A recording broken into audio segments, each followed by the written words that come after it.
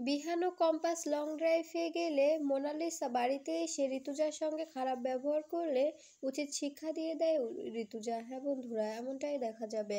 বিস্তারিত জানতে ভিডিওটি না টেনে সম্পূর্ণ দেখতে থাকুন। গল্পের শুরুতেই দেখা যাবে কম্পাসকে ঋতুজা বলতে থাকে, তুই যদি আমাকে সত্যি করে না বলিস তবে কিন্তু তো অনেক বড় খারাপ হয়ে যাবে। আমি তোকে দিব্যি দিলাম। এরপরে দেখা যায় কম্পাস বলতে থাকে, অনেক সময় অনেক কিছুর জন্য স্যাক্রিফাইস করতে হয় মা, তুমিই তো আমাকে শিখিয়েছো।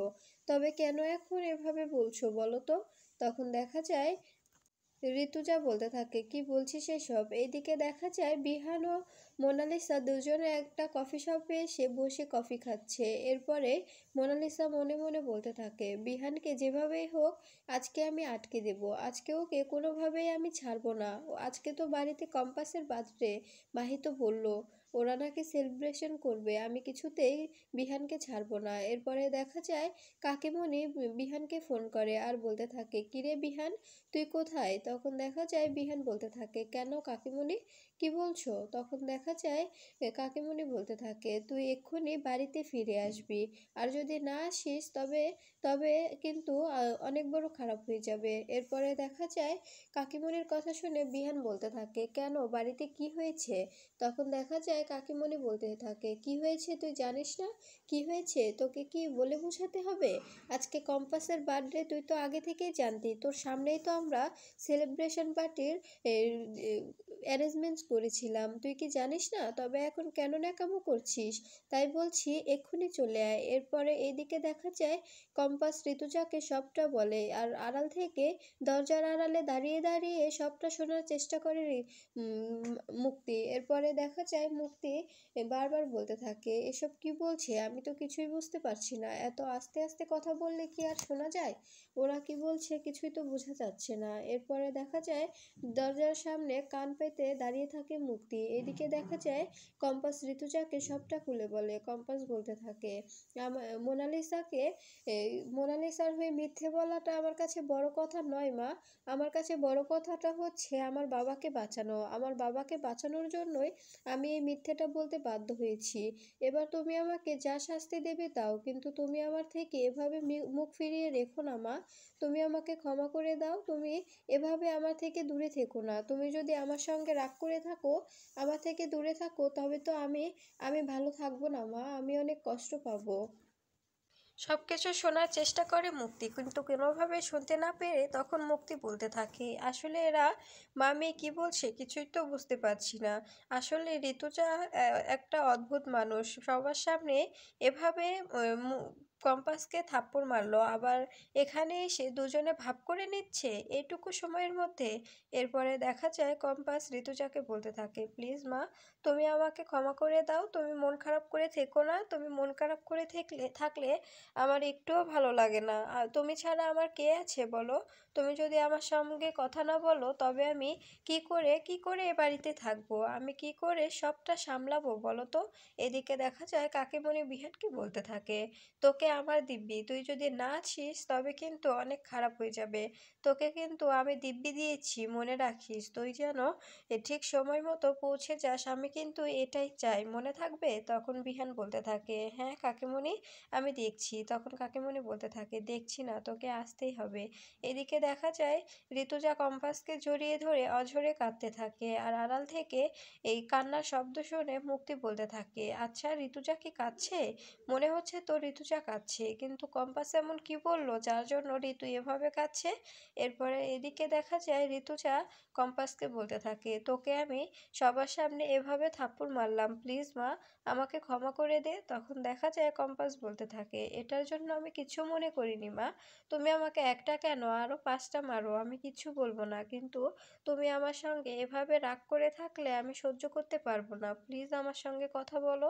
এদিকে দেখা যায় বিহান বাড়ি ফিরতে চাইলে তখন মোনালিসা অসুস্থতার ভান ধরে। বিহানকে বলতে থাকে, ডক্টর তো বলেছে এ সময় আমাকে কোনো ট্রমা টেস্ট না নিতে। আর এখন আমার যদি শরীর খারাপ করে তবে তবে কি হবে?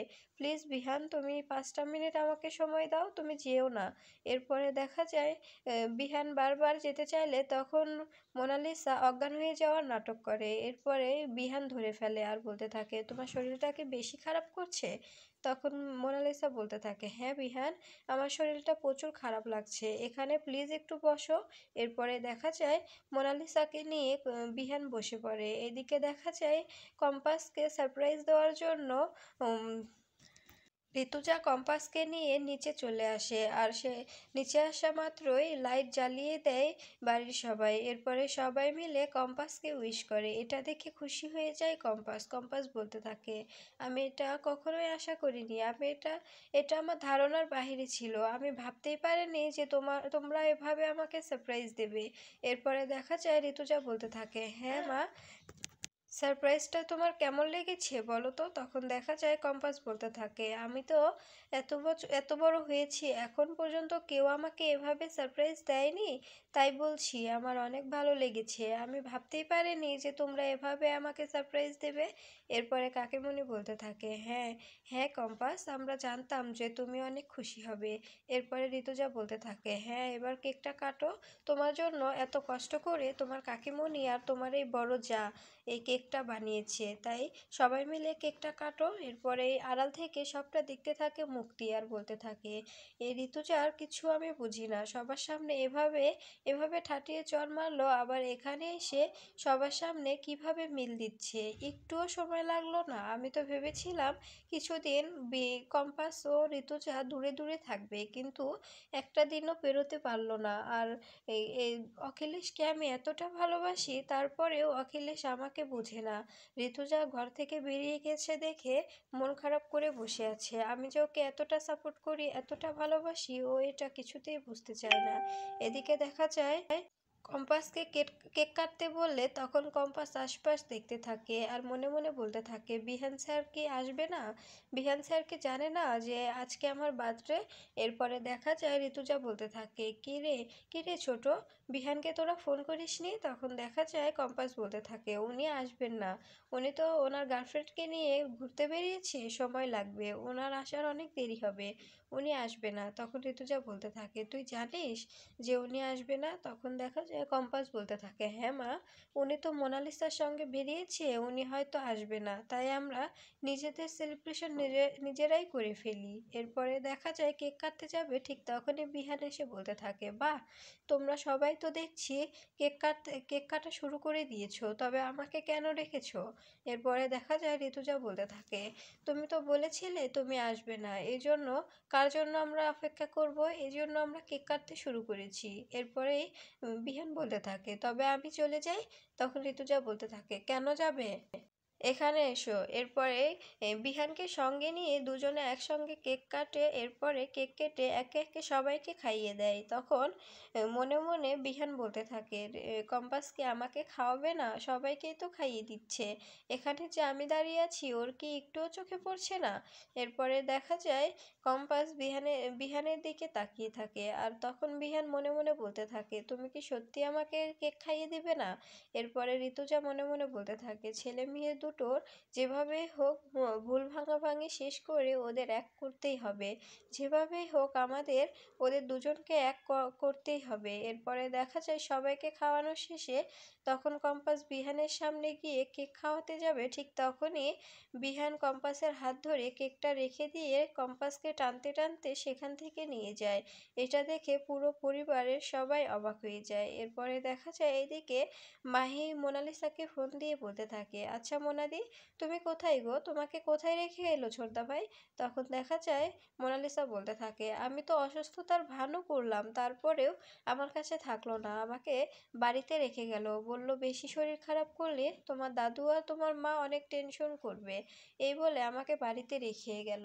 কেন, ওইদিকে কি বিহান কম্পাসের সঙ্গে কেক কাটছে নাকি? তখন দেখা যায় মুক্তি ও মাহি বলতে থাকে, শুধু কেক কাটছে না, কেক কাটা শেষ আর ওরা দুজনে লং ড্রাইভে গেছে। এই কথাটা শুনে রেগে যায় মোনালিসা। এরপরে মোনালিসা বলতে থাকে, তুমি টেনশন করো না মাহি, আমি এক্ষুনি আসছি। এরপরে মোনালিসা বাড়ি থেকে বেরিয়ে পড়ে। এরপরে এই চৌধুরী বাড়িতে এসে ঋতুজাকে বলতে থাকে, আন্টি, আপনি তো জানেন যে বিহান শুধু আমার, তবে কেন আপনি কম্পাসের সঙ্গে বিহানকে পাঠিয়েছেন? তখন দেখা যায় ঋতুজা বলতে থাকে, তুমি হয়তো ভুলে যাচ্ছ যে ওরা হাজব্যান্ড ওয়াইফ, ওরা নিজেদের নিজের মতো টাইম স্পেন্ড করবে বলেই চলে গেছে। এতে তুমি কি করবে? এটাতে তোমার কোনো কথা বলার রাইট নেই। এদিকে দেখা যায় কম্পাস ও বিহান দুজনে গাড়ির মধ্যে বসে আছে। তখন বিহানকে কম্পাস বলতে থাকে, কি ব্যাপার, আপনি আপনি এভাবে আমাকে এখানে টানতে টানতে নিয়ে এলেন কেন? তখন দেখা যায় বিহান বলতে থাকে, কেন নিয়ে এসেছি দেখে কি ভালো লাগছে না? আমরা দুজনে এখন একসঙ্গে টাইম স্পেন্ড করব, বুঝতে পেরেছো?